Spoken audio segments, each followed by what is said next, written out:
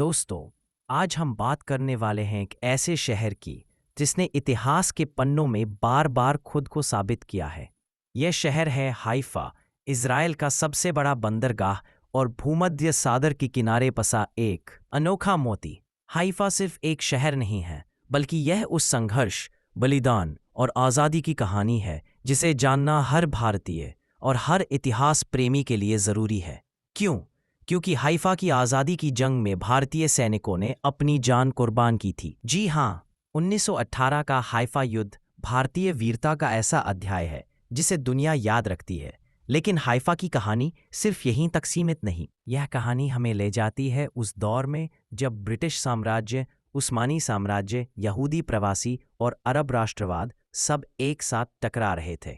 और फिर पाती है 1948 की इज़राइल की जंग-ए-आज़ादी, जिसमें हाइफा आखिरकार एक यहूदी अरब संघर्ष से निकलकर इज़राइल का सबसे महत्वपूर्ण शहर बनता है। आज हाइफा न सिर्फ एक औद्योगिक और नौसैनिक केंद्र है, बल्कि यह भारत और इज़राइल की दोस्ती का भी प्रतीक है। तो आइए चलते हैं समय की उस यात्रा पर जहां हाइफा की आज़ादी का इतिहास हमें गर्व, संघर्ष और इंसानी जज्बे की कहानी सुनाता है। हाइफा प्राचीन काल से ही एक बंदरगाह के रूप में जाना जाता रहा। फिनीशियन व्यापारी जहाज़ों से लेकर रोमन साम्राज्य की सेनाओं तक हर किसी ने इस जगह को रणनीतिक केंद्र माना।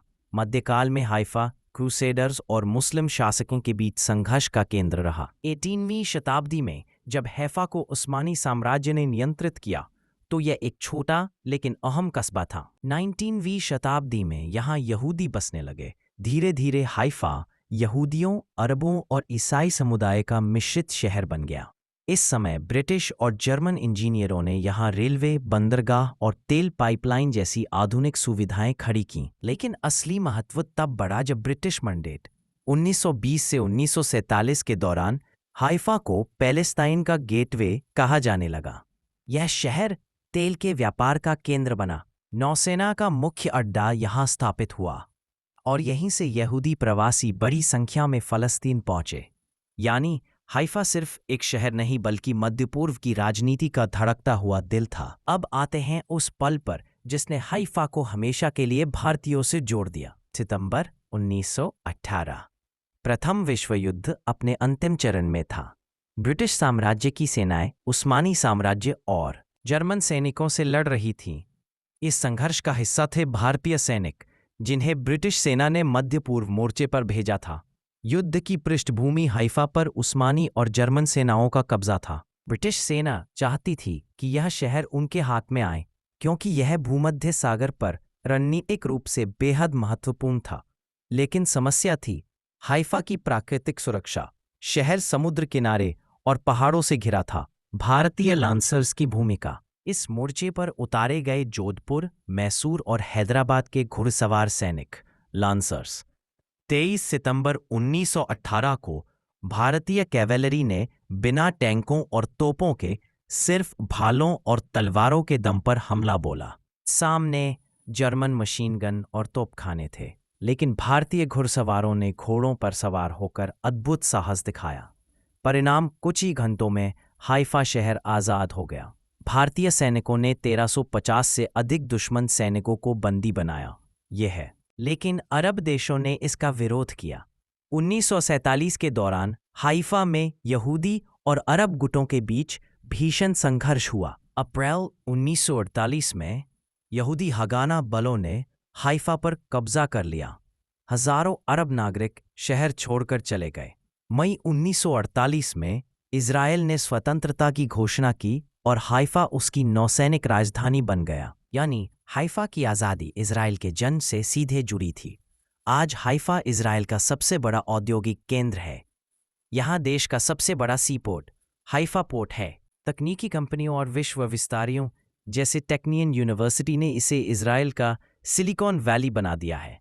हाइफा सिर्फ इज़राइल की अर्थव्यवस्था की रीढ़ नहीं, बल्कि इसकी सुरक्षा का भी केंद्र है। हर साल 23 सितंबर को भारत और इज़राइल मिलकर हाइफा युद्ध की याद मनाते हैं। हाइफा में बने स्मारक पर भारतीय सैनिकों को श्रद्धांजलि दी जाती है।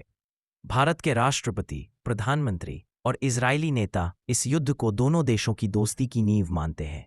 2017 में प्रधानमंत्री नरेंद्र मोदी ने हाइफा जाकर भारतीय शहीदों को श्रद्धांजलि दी। आज हाइफा इज़राइल का तीसरा सबसे बड़ा शहर है। यहाँ यहूदी, अरब, ईसाई और बहाई धर्मावलंबी एक साथ रहते हैं। शहर में बहाई world centre UNESCO world heritage site है। यह पर्यटन, शिक्षा और तकनीक का भी हब बन चुका है। हाइफा का आधुनिक रूप हमें यह बताता है कि संघर्षों से गुजरा कोई शहर भी शांति और विकास का प्रतीक बन सकता है। दोस्तों, हाइफा की आज़ादी की कहानी हमें 3 बातें सिखाती है। 1. वीरता। भारतीय सैनिकों का बलिदान हमें याद दिलाता है कि आज़ादी बिना साहस के संभव नहीं। संघर्ष और समझौता। यहूदी और अरब संघर्ष ने दिखाया कि आज़ादी की राह हमेशा आसान नहीं होती। भविष्य का निर्माण। आज का हाइफा इस बात का उदाहरण है कि विकास और बहुसंस्कृति ही किसी शहर की ताकत होती है। हाइफा सिर्फ इज़राइल का नहीं बल्कि भारत का भी गर्व है। तो दोस्तों, आपकी क्या राय है? कमेंट में ज़रूर बताएं और सब्सक्राइब करना ना भूलें।